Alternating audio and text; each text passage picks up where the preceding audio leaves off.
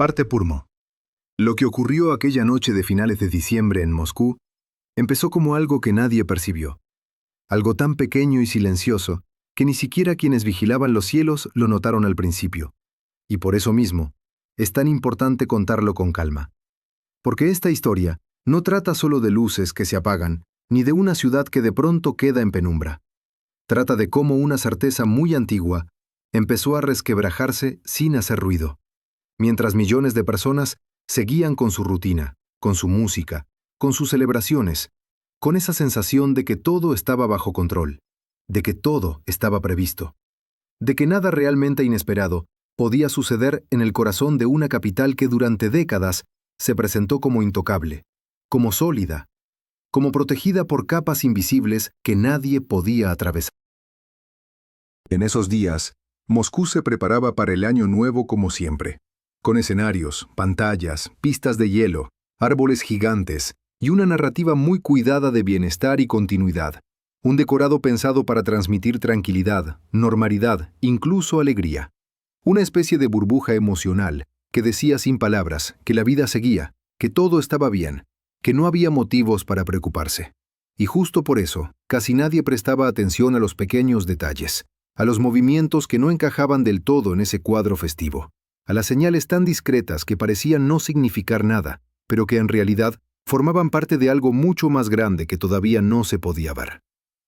Muy lejos de los focos, de las cámaras y de la música, en zonas que no aparecen en las postales turísticas ni en los reportes oficiales, algo se estaba preparando con una precisión casi obsesiva. No con el ruido de las grandes decisiones políticas ni con declaraciones solemnes, sino con cálculos, mapas, simulaciones, pruebas y repeticiones silenciosas, como si alguien estuviera escribiendo una partitura que solo se escucharía cuando ya fuera demasiado tarde para detener la melodía. Y esa es quizá la parte más inquietante de toda esta historia, que no empezó con una explosión, ni con una alarma, ni con una advertencia visible. Empezó con una quietud tan perfecta que parecía inocente. Hay momentos en la historia que no se reconocen como importantes cuando ocurren, que pasan desapercibidos porque no encajan con la idea que tenemos de lo que es un acontecimiento.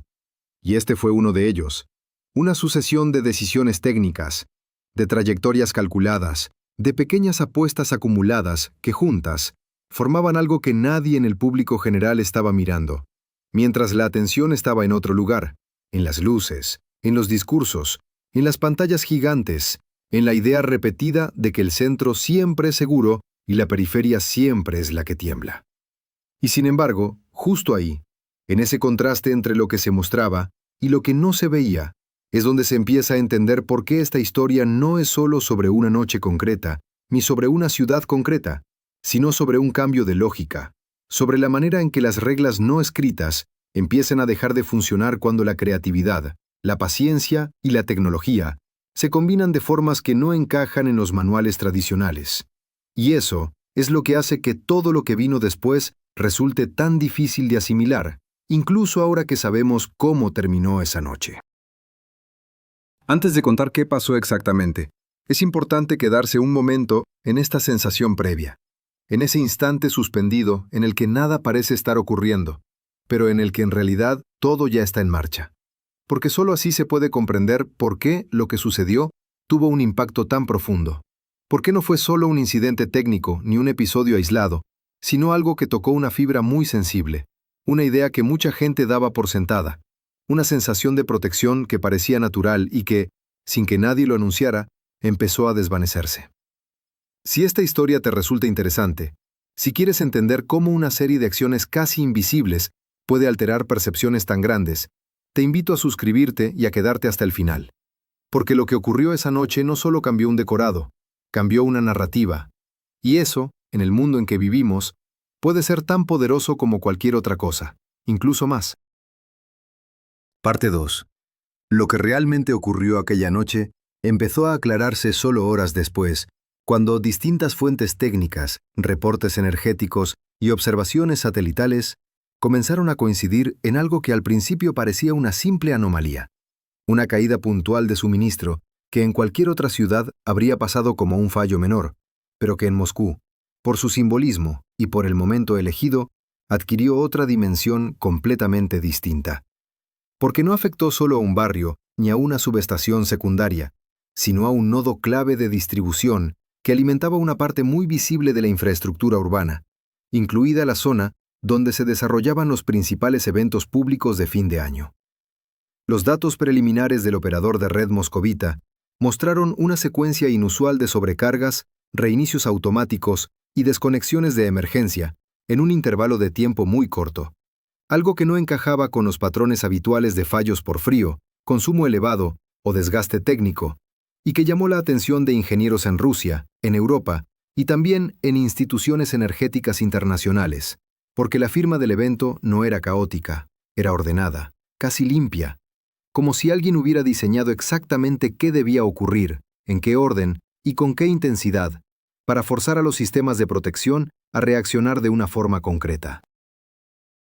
Al mismo tiempo, plataformas de monitoreo independientes como las utilizadas por la NASA para detectar anomalías térmicas industriales registraron un pico localizado de calor en una instalación eléctrica específica al noreste del centro de Moscú, seguido de una rápida normalización, lo que indicaba que no se trató de un incendio prolongado ni de una avería clásica, sino de un evento breve, intenso y muy focalizado, suficiente para activar mecanismos de seguridad, pero no para destruir físicamente toda la instalación. Una diferencia sutil, pero muy importante. Porque eso implica conocimiento técnico profundo del funcionamiento de ese tipo de infraestructuras. Fuentes cercanas a la industria energética europea explicaron después que provocar una desconexión así, sin causar daños permanentes, es mucho más difícil que causar una avería grave, porque exige entender cómo interactúan los transformadores, los relés de protección, los interruptores automáticos y los sistemas de respaldo, y sincronizar todo de manera que el sistema haga lo que está diseñado para hacer en caso de peligro, que es protegerse a sí mismo apagándose.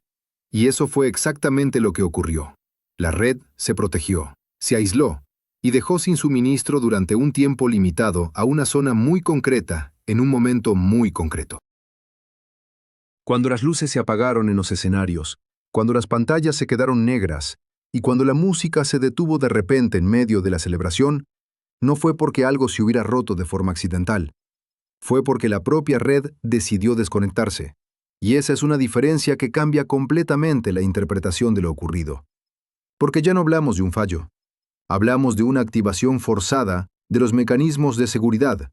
de un uso del propio diseño del sistema como herramienta. Esto fue confirmado indirectamente cuando técnicos rusos reconocieron en declaraciones posteriores que no había daños estructurales graves en los equipos principales y que la restauración del suministro fue posible sin reemplazar componentes críticos, algo que no habría sido viable si hubiese habido una destrucción física seria, lo que refuerza la idea de que lo sucedido fue una intervención calculada para demostrar vulnerabilidad, no para causar un colapso prolongado. Una demostración de que incluso los sistemas más protegidos pueden ser obligados a detenerse si alguien entiende suficientemente bien cómo funcionan.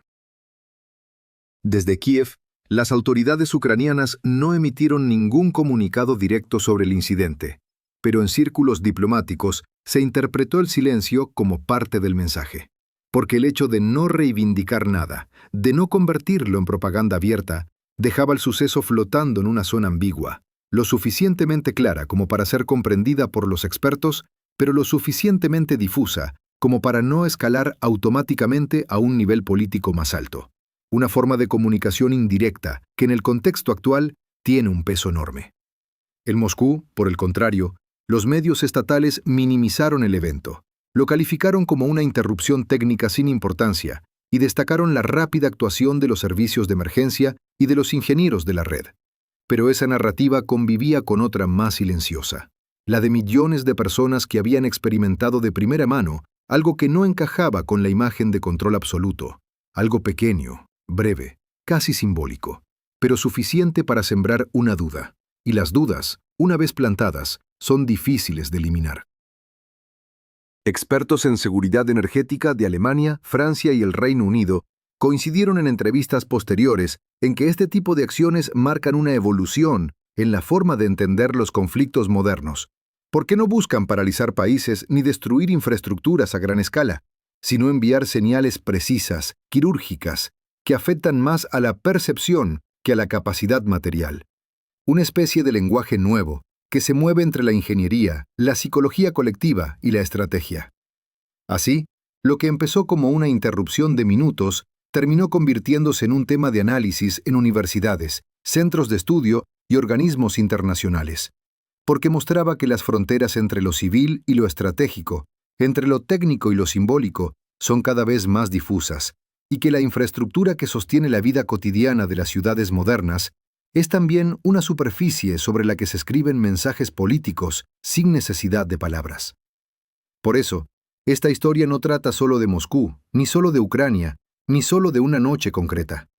Trata de cómo la tecnología permite hoy intervenir en los sistemas más complejos de forma tan precisa que el impacto principal no es material, sino emocional y narrativo. Y eso cambia profundamente la manera en que se entiende el poder, la seguridad y la vulnerabilidad en el siglo XXI. Parte 3. Después de esa noche, el episodio empezó a crecer hacia afuera, como una onda lenta. Primero en los círculos técnicos, luego en los mediáticos, y finalmente en el debate público internacional. Porque aunque el efecto material fue limitado en el tiempo, el efecto simbólico fue mucho más duradero. Y eso es lo que explica por qué semanas después todavía se hablaba de ello en foros de energía, de seguridad y de política. En Berlín, en París, en Londres, en Washington y en Tokio, no como un incidente aislado, sino como un ejemplo de algo nuevo que estaba tomando forma delante de todos. En el Instituto de Estudios Energéticos de Frankfurt se organizó una mesa redonda dedicada exclusivamente a analizar ese evento, donde ingenieros explicaron con gráficos cómo las redes modernas están diseñadas para protegerse a sí mismas y cómo, precisamente, esa lógica de autoprotección puede convertirse en un punto sensible si alguien logra provocar las condiciones adecuadas, no para romper el sistema, sino para hacer que él mismo decida detenerse. Algo que en términos técnicos es elegante, eficiente y extremadamente difícil de detectar a tiempo. En la Escuela de Economía de Londres, un grupo de investigadores abordó el tema desde otro ángulo, el del impacto psicológico colectivo, explicando que cuando una población percibe que algo considerado seguro deja de serlo, aunque sea por unos minutos, se produce un cambio en la percepción del entorno que puede durar mucho más que el evento en sí, y que eso tiene consecuencias en la confianza, en la forma en que se interpretan los mensajes oficiales y en la manera en que se procesa la información futura, porque la experiencia directa pesa más que cualquier explicación posterior. En París, analistas del Instituto Montaigne subrayaron que este tipo de acciones no buscan necesariamente ventaja material inmediata, sino que funcionan como una forma de diálogo estratégico no verbal, una manera de decir sin palabras que las capacidades existen, que las distancias ya no protegen, y que la complejidad tecnológica no siempre equivale a invulnerabilidad. Y eso, en el contexto actual, puede influir en decisiones diplomáticas, económicas y militares de formas muy sutiles, pero muy reales. En Kiev, mientras tanto, el tema se discutía con otro tono, más sobrio, más técnico, más centrado en la idea de resiliencia y de adaptación. Porque para Ucrania, la cuestión no era solo demostrar algo hacia afuera, sino también entender hasta qué punto los sistemas modernos permiten equilibrar fuerzas entre actores muy distintos en tamaño y recursos, y cómo la creatividad, el conocimiento y la cooperación internacional pueden convertirse en factores tan importantes como cualquier otro en la defensa de los intereses nacionales. En Moscú, la vida volvió a la normalidad rápidamente. Las luces se encendieron de nuevo, los eventos siguieron su curso y el discurso oficial insistió en que no había pasado nada relevante. Pero debajo de esa superficie tranquila quedó una capa de conversación informal, de comentarios en redes sociales, de preguntas en voz baja, de pequeñas bromas y referencias que indicaban que algo había cambiado en la percepción cotidiana de la seguridad, algo que no se veía, pero que se sentía. Todo esto ocurrió sin grandes titulares durante mucho tiempo, porque el mundo estaba ocupado con muchas otras cosas, con elecciones, con crisis económicas, con tensiones diplomáticas y con eventos climáticos extremos. Pero precisamente por eso, este episodio resulta tan revelador, porque muestra cómo cambios profundos pueden introducirse en la realidad sin ruido, sin dramatismo visible, casi como un susurro, que solo algunos escuchan al principio, pero que poco a poco se convierte en parte del paisaje. Lo que deja esta historia no es una lección única ni una conclusión cerrada, sino una serie de preguntas abiertas sobre cómo se protegerán las ciudades del futuro, cómo se definirá la seguridad en un mundo hiperconectado, y cómo se gestionará la frontera entre lo técnico y lo político, cuando cada sistema puede convertirse en un mensaje, y cada mensaje puede tener consecuencias reales. Preguntas que hoy no tienen respuestas simples, pero que ya no pueden ignorarse. Y quizás eso sea lo más importante de todo lo ocurrido, que más allá del lugar, del momento y de los protagonistas, lo que se hizo visible fue un cambio de época, una transición silenciosa hacia un mundo en el que el poder no siempre se manifiesta con fuerza visible, sino con precisión, con conocimiento y con la capacidad de intervenir justo en el punto donde la realidad cotidiana y la estructura profunda de la sociedad se encuentran. Un mundo en el que entender cómo funcionan las cosas es tan importante como decidir qué se quiere hacer con ese entendimiento. Por eso, esta historia no termina realmente aquí, porque sigue desarrollándose en cada debate, en cada informe, en cada reunión técnica y en cada conversación pública sobre seguridad, tecnología y política. Y seguirá haciéndolo mientras las ciudades sigan creciendo, las redes sigan conectándose y las personas sigan buscando formas de proteger aquello que consideran esencial para su vida cotidiana y para su futuro.